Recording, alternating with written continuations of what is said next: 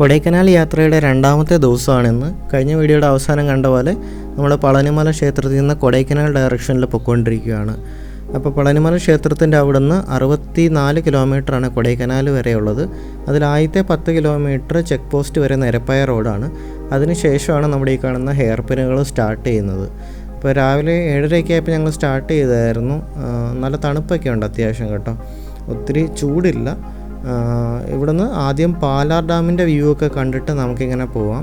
നല്ല വൈഡായിട്ട് കുറേ മലകളും കൃഷി സ്ഥലങ്ങളും ഡാമിൻ്റെ വ്യൂ ഒക്കെ ആയിട്ട് മനോഹരമായ ഒരു കാഴ്ചയാണ് നമുക്ക് ഈ ഹെയർ പിൻ ത്രൂ കാണാനുള്ളത്. പിന്നെ നമ്മൾ ക്ലൈമ്പും കൂടെയാണ് ചവിട്ടുന്നത്. ഭയങ്കര പതുക്കെ ടൈം എടുത്ത് ക്ലൈംബ് ചെയ്യാനാണ് നമ്മൾ നോക്കുന്നത്. നമുക്ക് പെട്ടെന്ന് അവിടെ എത്തിയിട്ട് കാര്യമൊന്നുമില്ല, കാരണം നമുക്ക് ഇത്രയും ദൂരം ക്ലൈംബ് കണ്ടിന്യൂസ് ചവിട്ടാനുള്ളതാണ്. അപ്പോൾ ഇടയ്ക്ക് ഒരു 5 ഹെയർ പിന്നൊക്കെ കൂടുമ്പോൾ റെസ്റ്റൊക്കെ എടുത്ത് വെള്ളമൊക്കെ കുടിച്ച് ചെറിയ സ്നാക്സൊക്കെ കഴിച്ച് അങ്ങനെ റെസ്റ്റ് എടുത്ത് വേണം നമുക്ക് ക്ലൈംബ് ചെയ്യാൻ. അപ്പോൾ ഇവിടുന്ന് എല്ലാം നമുക്ക് ഓരോ വളവ് കഴിയുമ്പോൾ തന്നെ നമുക്ക് പാലാർ ഡാമിൻ്റെ കൂടുതൽ ബെറ്റർ ആയിട്ടുള്ള വ്യൂ കിട്ടും. പിന്നെ ആദ്യത്തെ ഒരു 5 ഹെയർ പിന്നുള്ളിൽ തന്നെ ഫോട്ടോയോ വീഡിയോ ഒക്കെ എടുക്കാൻ ശ്രമിക്കുക. കാരണം ഒത്തിരി മുകളിലോട്ട് ചെല്ലും തോറും നല്ല വ്യൂ ആവുന്നോർത്ത് വെയിറ്റ് ചെയ്തിരുന്ന ചിലപ്പം നമുക്കൊരു എക്സ്പെക്റ്റ് ചെയ്യുന്ന ഒരു ഇത് കിട്ടത്തില്ല. കാരണം നല്ല വെയിലൊക്കെ വരും, വിഷ്വൽസൊക്കെ ഒത്തിരി പൊള്ളി കിടക്കുമായിരിക്കും. അപ്പം നമുക്ക് വീഡിയോ എടുക്കാനോ ഫോട്ടോ എടുക്കാനൊന്നും അത്ര പ്രോപ്പർ ആയിരിക്കത്തില്ല. ആദ്യത്തെ 5 ഹെയർ പിന്നുള്ളിൽ തന്നെയാണ് നമുക്ക് ഏറ്റവും നല്ല കാഴ്ച കിട്ടുക. ചെക്ക് പോസ്റ്റ് കഴിഞ്ഞ് 15 കിലോമീറ്റർ കഴിഞ്ഞപ്പോൾ ഞങ്ങൾ ആദ്യത്തെ കട കണ്ടു. അവിടുന്ന് ബ്രേക്ക്ഫാസ്റ്റ് കഴിച്ചിട്ട് പോകാനാണ്. നല്ല ഫുഡായിരുന്നു ഇവിടെ. ചൂടോടെ ഇഡ്ഡലിയും ദോശയൊക്കെ കിട്ടിയായിരുന്നു. ഞങ്ങളൊരു റൈഡറിനെ അവിടെ വെച്ച് പരിചയപ്പെട്ടായിരുന്നു. അരുൺ കുമാരസ്വാമി എന്നാണ് ഇദ്ദേഹത്തിൻ്റെ പേര്. ഇദ്ദേഹം ഒരു റേസിൻ്റെ പാർട്ടായിട്ടോ 1500 കിലോമീറ്റർ വെസ്റ്റേൺ ഗാട്ട്സ് ഒഡീസി എന്ന് പറയുന്ന ബാംഗ്ലൂരിൽ നിന്ന് തുടങ്ങിയതെന്നാണ് പറഞ്ഞത്. ബാംഗ്ലൂരും ഏർക്കാടൊക്കെ കഴിഞ്ഞപ്പോൾ കൊടൈക്കനാൽ കയറി ഇവിടുന്ന് മൂന്നാർ വഴി തിരിച്ച് കറങ്ങി തൃശ്ശൂർ വന്നൊരു വളരെ ലോങ് ജേണിയാണ്. അപ്പോൾ ഇദ്ദേഹത്തിൻ്റെ സ്ട്രാവ പ്രൊഫൈലും ഇൻസ്റ്റാ പ്രൊഫൈലും ഞാൻ ഷെയർ ചെയ്യാം. അപ്പം ഇങ്ങനെ വളരെ പാഷനേറ്റായിട്ട് ഇങ്ങനെ റേസിങ്ങിന് വേണ്ടിയൊക്കെ ഡെഡിക്കേറ്റ് ചെയ്ത് നിൽക്കുന്നവരെ കണ്ടപ്പോൾ ഭയങ്കര ഇൻസ്പിറേഷൻ തോന്നി. ഞങ്ങൾ കഷ്ടപ്പെട്ട് ക്ലൈംബ് ചവിട്ടിക്കൊണ്ടിരുന്നപ്പോൾ അദ്ദേഹം വളരെ കൂളായിട്ട് കയറിപ്പോയിക്കൊണ്ടിരുന്നു. ഒരു എക്സ്ട്രീം പ്രൊഫഷണലാണ് കേട്ടോ. നമുക്ക് ഇതിനു വേണ്ടി ഒത്തിരി പ്രാക്ടീസ് ചെയ്യും ട്രെയിനിങ് ഒക്കെ എടുക്കുന്ന ഒരു വ്യക്തിയാണ്. അദ്ദേഹത്തെ കാണാൻ പറ്റിയത് വളരെ നല്ലൊരു എക്സ്പീരിയൻസ് ആയിരുന്നു. അത്യാവശ്യം വെയിലൊക്കെ തെളിഞ്ഞു തുടങ്ങിയിട്ടുണ്ട്. ഞങ്ങൾ ബ്രേക്ക്ഫാസ്റ്റൊക്കെ കഴിഞ്ഞിട്ട് റൈഡ് കണ്ടിന്യൂ ചെയ്തു. അപ്പോൾ ഈ കാണുന്ന ഒരു ചെറിയ ഇറക്കം മാത്രമേ ഉള്ളൂ കേട്ടോ, കയറ്റം തീർന്നിട്ടില്ല. ഇവിടെ എപ്പോഴും വേസ്റ്റ് ബിന്നുകളുണ്ട് ഇതുപോലെ സൈഡിൽ, നമ്പേഴ്സൊക്കെ ഉണ്ട്. അപ്പോൾ നമ്മൾ പ്ലാസ്റ്റിക്കൊക്കെ എപ്പോഴും ഈ ഒരു വേസ്റ്റ് ബിന്നിൽ മാത്രം ഇടാൻ ശ്രദ്ധിക്കുക. പിന്നെ ഒരു ഇമ്പോർട്ടൻ്റ് കാര്യം, നമുക്ക് ഇവിടുന്ന് മുകളിലോട്ട് കൊടൈക്കനാൽ വരെ നമുക്ക് ചെറിയ 1 ലിറ്ററിൻ്റെ 2 ലിറ്ററിൻ്റെയും കുപ്പികൾ വാട്ടർ ബോട്ടിൽസ് കിട്ടില്ല. ഈ ഒരു 5 ലിറ്ററിൻ്റെ വലിയ ഒരു ക്യാൻ മാത്രമേ നമുക്ക് കിട്ടത്തുള്ളൂ. അപ്പോൾ ഞങ്ങൾ ഇത് മേടിച്ച് എല്ലാവരുടെയും ബോട്ടിലോട്ട് ഫില്ല് ചെയ്തു. ഞങ്ങൾ 2 വാട്ടർ ബോട്ടിൽ വെച്ച് എടുത്തിട്ടുണ്ടായിരുന്നു. മിച്ചമൊന്നും ഞങ്ങൾ കുടിച്ച് തീർക്കുമായിരുന്നു. അപ്പം ചെറിയ കുപ്പികൾ കിട്ടത്തില്ല, അതുകൊണ്ട് അത് പ്രത്യേകം ശ്രദ്ധിക്കുക. ചെക്ക് പോസ്റ്റ് കഴിഞ്ഞാൽ പിന്നെ ഉള്ളതെല്ലാം ഇത് കൂട്ട് വലിയ കുപ്പികളാണ്. പിന്നെ പോകുന്ന വഴിയൊക്കെ ഞങ്ങൾ ഓരോ 2 കിലോമീറ്റർ 3 കിലോമീറ്റർ കഴിയുമ്പോഴൊക്കെ ഞങ്ങൾ ബ്രേക്ക് എടുക്കുന്നുണ്ടായിരുന്നു. ഇടയ്ക്ക് നല്ല സ്ഥലങ്ങൾ കാണുമ്പോൾ ഫോട്ടോ എടുക്കാനും അങ്ങനെയൊക്കെ ആയിട്ട്. ഒത്തിരി സ്റ്റീപ്പായിട്ടുള്ള കയറ്റമൊന്നുമല്ല, നമ്മൾ അടിമാലിയിൽ നിന്ന് മൂന്നാർ പോകുമ്പോൾ ഉള്ള പോലത്തെ ഏകദേശം ആ ഒരു ലെവൽ ഓഫ് ക്ലൈംബ് തന്നെയായിരുന്നു. ഒത്തിരി മടുപ്പിക്കുന്നില്ല, ക്ലൈമറ്റും കൂടെ നല്ലതായതുകൊണ്ടായിരിക്കും. അപ്പം ഞാൻ അത്യാവശ്യം സ്ലോ ആയിട്ടാണ് ചവിട്ടുന്നത്, കാരണം ഇനിയുള്ള 2 ദിവസങ്ങളും കൂടെ ക്ലൈംബുണ്ട്, ഇന്ന് മാത്രമല്ല. അതുകൊണ്ട് കാലിന് ഒത്തിരി സ്ട്രെസ് കൊടുക്കാതെയാണ് ഞാൻ ചവിട്ടിക്കൊണ്ടിരുന്നത്. അപ്പം ഞാനാണ് ഈ യാത്ര മൊത്തം ലാഗാക്കിക്കൊണ്ടിരുന്നത്. അവരത്യാവശ്യം നന്നായിട്ട് എല്ലാവരും ചവിട്ടുന്നുണ്ടായിരുന്നു. പിന്നെ നമ്മൾ കയറ്റമെല്ലാം ചവിട്ടി മടുത്ത് ഈ ഒരു പൈൻമരക്കാടൊക്കെ എത്തും. ഇവിടെ എത്തുമ്പോൾ ക്ലൈമറ്റ് കംപ്ലീറ്റ്ലി മാറും കേട്ടോ. കോടയും കാര്യങ്ങളൊക്കെ വന്നു തുടങ്ങും. അവരെനിക്ക് വേണ്ടി വെയിറ്റ് ചെയ്യുന്നുണ്ടായിരുന്നു. ഇവിടുന്നാണ് നമുക്ക് ആദ്യമായിട്ടൊരു വലിയ ഇറക്കം കിട്ടുന്നത്. നമ്മുടെ ഡൗൺ ഹിൽ സ്റ്റാർട്ട് ചെയ്യുന്നത് ഇവിടുന്നാണ്. ഡൗൺ ഹിൽ സ്റ്റാർട്ട് ചെയ്യുന്നത് പറയുമ്പോൾ ഒത്തിരി ഒന്നുമില്ല കേട്ടോ. നമുക്കൊരു 7 കിലോമീറ്റർ അടുത്ത് എന്തോ നമുക്ക് ടോട്ടൽ ഡൗൺ ഹില്ലുള്ള ഈ ഒരു 64 കിലോമീറ്റർ യാത്രയിൽ. ബാക്കി മൊത്തം ക്ലൈംബാണ്. അപ്പം അത് ശ്രദ്ധിക്കുക. അപ്പം നമുക്ക് ഈ ഡൗൺ ഹിൽ കിട്ടുന്ന ഈ ഒരു പൈൻമരത്തോട്ടമൊക്കെ തുടങ്ങുന്നിടത്താണ്. ഇവിടുന്ന് പിന്നെ കുറച്ച് നേരം നമുക്ക് റിലാക്സ്ഡ് ആയിട്ട് ആ കയറ്റം ചവിട്ടിക്കയറ്റേൻ്റെ മടുപ്പൊക്കെ മാറ്റി നമുക്ക് റിലാക്സ്ഡ് ആയിട്ട് ഡൗൺ ഹില്ല് ചെയ്യാം. ഡൗൺ ഹില്ല് ചെയ്യുമ്പോൾ ഒന്ന് ശ്രദ്ധിക്കുക, അത്യാവശ്യം നല്ല വളവുകളുണ്ട്. ഒത്തിരി ടൂറിസ്റ്റ് വാഹനങ്ങളെല്ലാം വരുന്നൊരു വഴിയും കൂടെയാണ്. അപ്പം കർവുകൾ എടുക്കുമ്പം നമ്മൾ അത്യാവശ്യം ശ്രദ്ധിക്കേണ്ടതായിട്ടുണ്ട്. ബെല്ലൊക്കെ ഉണ്ടെങ്കിൽ അത്രയും നല്ലതാണ്. പലരും ബെല്ല് യൂസ് ചെയ്യുന്ന കണ്ടിട്ടില്ല. അതിൽ പ്രധാനപ്പെട്ട കാര്യം ഒന്ന് സൈക്കിളിൻ്റെ ലുക്ക് പോകുമെന്ന് പറഞ്ഞിട്ടാണ്. രണ്ടാമത്തേത് സൈക്കിളിന് വെയിറ്റ് അവോയ്ഡ് ചെയ്യാൻ വേണ്ടി നമ്മൾ സ്റ്റാൻഡും കാര്യങ്ങളൊക്കെ അവോയ്ഡ് ചെയ്യാറുണ്ട്. ആ കൂട്ടത്തിൽ ബെല്ലും അവോയ്ഡ് ചെയ്യാറുണ്ട്. പക്ഷേ ഇത്തിരി പോകുന്ന ഈ ബെല്ല് വെക്കുന്നതുകൊണ്ട് നമ്മുടെ സൈക്കിളിന് അത്രയും വെയിറ്റ് കൂടത്തില്ല. പ്രധാനമായിട്ട് ലുക്കിനെ അഫക്റ്റ് ചെയ്യുന്നതുകൊണ്ടാണ് പലരും ബെല്ല് അവോയ്ഡ് ചെയ്യുന്നത്. അപ്പം ഇങ്ങനത്തെ ടൂറിസ്റ്റ് ഡെസ്റ്റിനേഷനിലൊക്കെ പോകുമ്പം കൊടൈക്കനാൽ, ഊട്ടിയൊക്കെ, മൂന്നാറൊക്കെ പോകുമ്പോൾ ബെല്ലുള്ളത് എപ്പോഴും നല്ലതാണ്. കാരണം ഒത്തിരി പേര് റോട്ടിൽ കൂടെയൊക്കെ വെറുതെ ഇറങ്ങി നടക്കും. അങ്ങനെ ഒത്തിരി പ്രശ്നങ്ങളുണ്ടാവും. പെട്ടെന്ന് ഫോട്ടോ എടുക്കാനൊക്കെ ആയിട്ട് നടു റോട്ടിലോട്ടൊക്കെ കയറി നിൽക്കാറുണ്ട്. അപ്പം അങ്ങനെയുള്ള സമയത്ത് ബെല്ലുള്ളത് ഏറ്റവും നല്ലതാണ്. അപ്പം ബെല്ല് അവോയ്ഡ് ചെയ്യാതിരിക്കുക ഇങ്ങനത്തെ യാത്രയിൽ. അപ്പം ചെറിയ കോടയൊക്കെ ഇങ്ങനെ ആ ഒരു തണുപ്പൊക്കെ എൻജോയ് ചെയ്ത് ആ ഒരു ഡൗൺ ഹില്ല് മാക്സിമം എൻജോയ് ചെയ്യുക കേട്ടോ. ഇത്രയും നേരം ക്ലൈംബായിരുന്നു. അതിൽ ഞാൻ അത്യാവശ്യം മടുത്തു കേട്ടോ. ഇവരാരും മടുത്തിട്ടില്ല. ഞാൻ കുറച്ച് നാളായിട്ട് റൈഡ് കുറവായിരുന്നു. അതുകൊണ്ട് തന്നെ കുറച്ചൊന്ന് സ്ലോ ആയിട്ടാണ് ഈ മൊത്തം റൈഡിൽ ഞാൻ പോയിക്കൊണ്ടിരിക്കുന്നത്. ഞാനും ആദ്യത്തിനും കുറച്ച് സ്ലോ ആയിരുന്നു. കാരണം ഞങ്ങൾ രണ്ടും കഴിഞ്ഞ മാസം റൈഡിങ് ഭയങ്കര കുറവായിരുന്നു. ഇവർ സ്ഥിരം ജിനോ ചേട്ടൻ സ്ഥിരം എല്ലാ ആഴ്ചയും മൂന്നാർ പോകുന്ന ആളാണ്. ജിതിനും അത്യാവശ്യം നന്നായിട്ട് ചവിട്ടുന്നുണ്ടായിരുന്നു. അപ്പം എല്ലാവരുടെയും സംശയമാണ് നമുക്ക് ഈ ക്ലൈംബൊക്കെ ചവിട്ടി കയറ്റാൻ പറ്റുമെന്നുള്ളത്. ഒത്തിരി പേര് നമ്മളോട് പോകുന്നതിന് മുമ്പും പോയി തിരിച്ചു വന്നപ്പോഴൊക്കെ ചോദിച്ചാൽ കൊടൈക്കനാൽ ക്ലൈംബ് എങ്ങനെ ഉണ്ടായിരുന്നു എന്നാണ്. അപ്പോൾ ഞാനൊരു പനിയൊക്കെ കഴിഞ്ഞ് ഒരാഴ്ചയ്ക്ക് ശേഷമാണ് കുറച്ചൊരു ക്ഷീണത്തോടു കൂടിയാണ് ഈ ഒരു യാത്ര പോയത്. അപ്പം ഈ ഒരു ക്ലൈംബൊക്കെ നമ്മൾ കംപ്ലീറ്റ് ചെയ്തു എന്നുള്ളതാണ്. അപ്പം ഹെൽത്ത് അത്രയും പ്രോപ്പറായിട്ട് അല്ലാത്തൊരു സമയത്ത്, അല്ലെങ്കിൽ ഞാൻ കുറച്ചൊരു ബ്രേക്ക് എടുത്തിട്ടാണ് ഈ ഒരു റൈഡിന് പോയത്. അപ്പം എന്നിട്ട് എനിക്ക് കംപ്ലീറ്റ് ചെയ്യാൻ പറ്റി. അപ്പോൾ അങ്ങനെയാണെങ്കിൽ ഇതാർക്കും കംപ്ലീറ്റ് ചെയ്യാൻ പറ്റുമെന്നാണ് എൻ്റെ ഒരു ഒപ്പീനിയൻ. അപ്പോൾ ഒരു ക്ലൈംബ് പേടിച്ചിട്ട് നിങ്ങൾ കൊടൈക്കനാൽ പോകാതിരിക്കരുത്.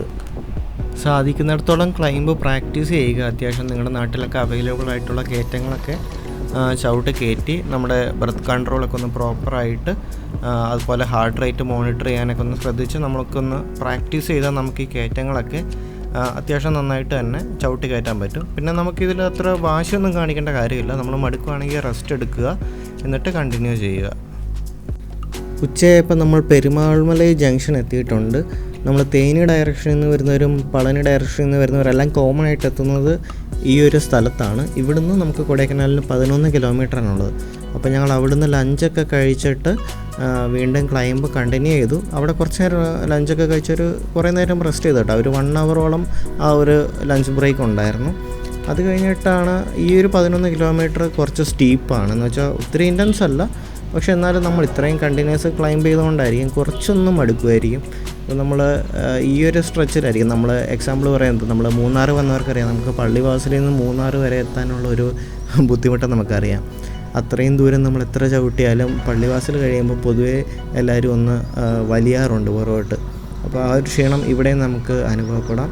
പക്ഷേ ഇവിടെ നിന്ന് തൊട്ട് നല്ല കോടയൊക്കെയാണ് കേട്ടോ. നമുക്ക് കൊടൈക്കനാലിൻ്റെ ഒരു ക്ലൈമറ്റിലോട്ട് നമ്മൾ നേരെ കയറി ചെല്ലുകയാണ്.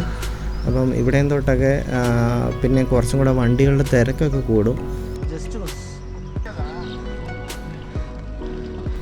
ഏകദേശം 4 മണിയായപ്പം ഞാനും ജിതിനും ആദിത്യനും കൊടൈക്കനാൽ എത്തി. ജിനോ ചേട്ടൻ എനിക്ക് വന്ന് അതിന് മുമ്പ് ഒരു അരമണിക്കൂറോ 1 മണിക്കൂറോ മുമ്പ് അവിടെ എത്തി. ഞങ്ങൾക്ക് വേണ്ടി വെയിറ്റ് ചെയ്യാൻ തോന്നുന്നു. പുള്ളി 2-3 ചായയൊക്കെ കുടിച്ചെന്നാണ് പറഞ്ഞത്. ഇപ്പോൾ ടൗണിൽ അത്യാവശ്യം നല്ല തിരക്കുണ്ട്. ഞങ്ങളിപ്പോൾ പൊയ്ക്കൊണ്ടിരിക്കുന്നത് ആ ഒരു മെയിൻ ജംഗ്ഷനിലോട്ടാണ്, ലേക്കിൻ്റെയൊക്കെ അവിടെ. അപ്പോൾ അതിൻ്റെ അടുത്തായിട്ട് ഞങ്ങൾ സ്റ്റേ ഒക്കെ തപ്പുന്നുണ്ടായിരുന്നു. ബാഗ് വെച്ചിട്ട് ജസ്റ്റ് ലേക്കിൻ്റെ അറൗണ്ടൊക്കെ ഒന്ന് ചവിട്ടാനായിരുന്നു പ്ലാന്. അപ്പം ഞങ്ങൾ ഒരു മലയാളികളുടെ സ്റ്റേ കിട്ടി. അപ്പം 1500 രൂപയായി ഞങ്ങൾ 4 പേർക്കും കൂടെ. പക്ഷെ നല്ല സ്റ്റേ ആയിരുന്നു, നല്ല വൃത്തിയും നല്ല പ്രോപ്പറായിട്ടുള്ള ബാത്റൂംസും കാര്യങ്ങളും, ചൂടുവെള്ളം ഉണ്ടായിരുന്നു, അങ്ങനെ എല്ലാ സൗകര്യങ്ങളും തന്നെ ഉണ്ടായിരുന്നു. അപ്പോൾ 1500 രൂപയ്ക്ക് അതൊരു വെർത്തായിട്ടുള്ളൊരു സ്റ്റേ ആണ്. നല്ല വൃത്തിയുണ്ടായിരുന്നു. പിന്നെ മലയാളികളുടെ ആയതുകൊണ്ട് നമുക്ക് എന്തും റിക്വസ്റ്റ് ചെയ്യാനും കാര്യങ്ങളെല്ലാം നമുക്ക് ഫേവറബിൾ ആയിരുന്നല്ല. അപ്പോൾ ഇതാണ് നമ്മുടെ ഒരു മെയിൻ ജംഗ്ഷൻ. അപ്പുറത്താണ് നമ്മുടെ ലേക്ക് വരുന്നത്. ഇതിൻ്റെ അടുത്തായിട്ടാണ്, ഇതിൻ്റെ തൊട്ട് മുകളിലാണ് കേട്ടോ ഞങ്ങളുടെ സ്റ്റേ. ഇവിടെ ലേക്കിൻ്റെ ബോർഡ് കാണാം.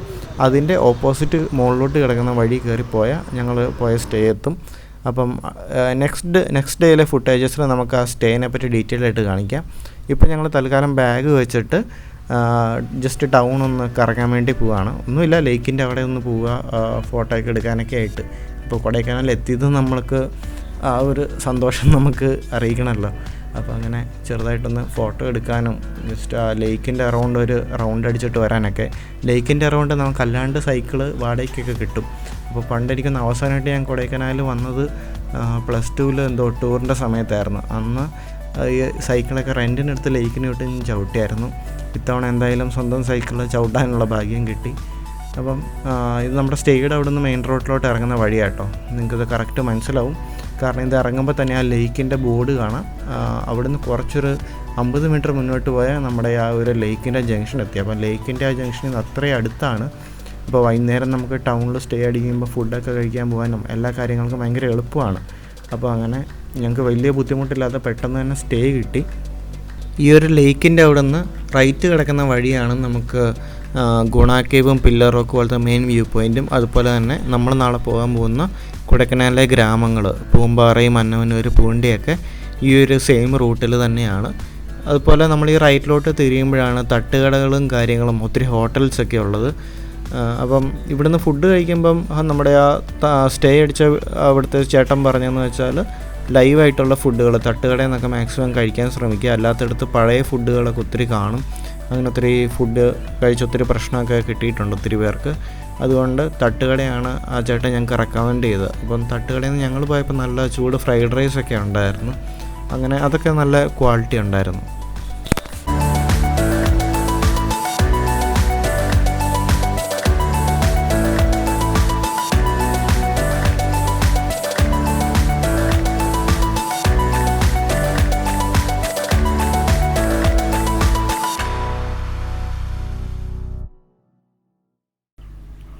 കൊടൈക്കനാൽ യാത്രയുടെ 3ാമത്തെ ദിവസമാണ്. ഇന്നലെ ഞങ്ങൾ പ്രോപ്പറായിട്ട് റെസ്റ്റൊക്കെ എടുത്തു.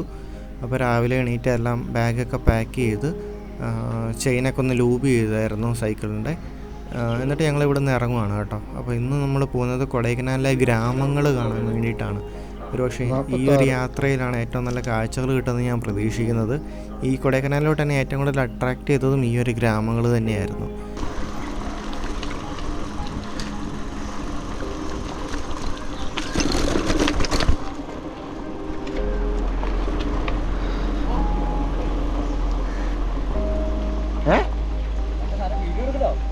ഓ മൈ ഗോഡ്, വീഡിയോ ഓണാ.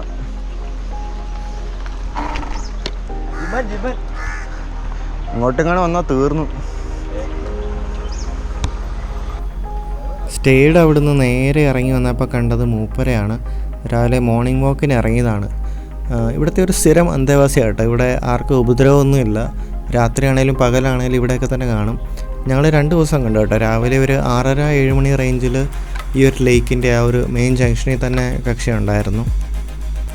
രാവിലെ ബ്രേക്ക്ഫാസ്റ്റൊക്കെ കഴിച്ചിട്ട് ഞങ്ങൾ നേരെ ഇനി കൊടൈക്കനാലിലെ ഗ്രാമങ്ങളിലോട്ട് പോവുകയാണ്. അപ്പം നമുക്കിനി പൂമ്പാറ, മന്നവന്നൂർ, പൂണ്ടി, ക്ലാവര അങ്ങനെ ഒരുപാട് ഗ്രാമങ്ങൾ നമ്മളെ കാത്തിരിപ്പുണ്ട്. അപ്പം അടിപൊളി കാഴ്ചകളാണ് മൊത്തം ഉള്ളത്. നമ്മുടെ വട്ടവടയിൽ നിന്ന് 12 കിലോമീറ്റർ മാത്രമാണ് ഈ ഒരു ക്ലാവര എന്ന് പറയുന്ന ഗ്രാമത്തിലോട്ടുള്ളത്. ഫോറസ്റ്റിൽ കൂടെയാണ് ഒരു റൂട്ട്. അപ്പം ഇപ്പോൾ യാത്ര അനുവദിക്കുന്നില്ല. പിന്നെ ചെറിയ ട്രക്കിംഗ് പരിപാടികളൊക്കെ ഫോറസ്റ്റ് ഡിപ്പാർട്ട്മെൻറ്റ്സ് ചെയ്യുന്നുണ്ടെന്ന് തോന്നുന്നു. പക്ഷേ നമുക്ക് വണ്ടിക്ക് വരാൻ പറ്റത്തില്ല. അപ്പോൾ വട്ടവട പോലെ സിമിലർ ആയിട്ടുള്ള ഗ്രാമങ്ങളാണ്. നമുക്ക് ടെറസ് ഫാമിങ്ങും ഒരുപാട് വെജിറ്റബിൾസും ഫ്രൂട്ട്സൊക്കെ ഉൽപ്പാദിപ്പിക്കുന്ന സ്ഥലങ്ങളും കൂടിയാണ് ഈ ഒരു ഗ്രാമങ്ങൾ. അപ്പം ഭയങ്കര ബ്യൂട്ടിഫുള്ളാണ്, നമുക്ക് പറഞ്ഞറിയിക്കാൻ പറ്റത്തില്ല. അപ്പോൾ അതിൻ്റെ കാഴ്ചകളായിട്ട് നമുക്കൊരു ഡീറ്റെയിൽഡ് ആയിട്ടൊരു വീഡിയോ തന്നെ കാണാം. അപ്പം അടുത്ത പാട്ട് നമ്മൾ എത്രയും പെട്ടെന്ന് തന്നെ ഇറക്കുന്നതായിരിക്കും. Thank you.